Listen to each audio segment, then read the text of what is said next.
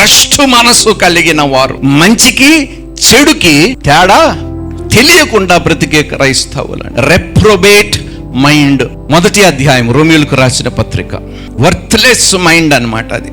28వ వచనం. మరియు వారు తన మనసులో దేవునికి చోటియ్యనొల్లకపోయిరి గనుక చేయరాని కార్యములు చేయుటకు దేవుడు భ్రష్ట మనస్సునకు వారిని అప్పగించెను. పనికి మాలిన పనులన్నిటినీ చేసేసి ఏమి తెలియని వారుగా వచ్చి సంఘంలో కూర్చుంటాం. పశ్చాత్తాపము లేదు, మారు మనసు లేదు. అయ్యా నేను భ్రష్టుడిని అయిపోతున్నాను అనే ఆలోచన, అనే భయము లేని మనసు కలిగిన వారు కూడా ఉన్నారంట. దేవునితో మనము మొట్టమొదటిగా సహవాసము చేయకుండా మనం సంఘానికి వస్తే అది సహవాసం అనరు, సోషలైజింగ్ అంటారు. When you don't have fellowship with God, you can only come to socialise in the church but not have fellowship with one another.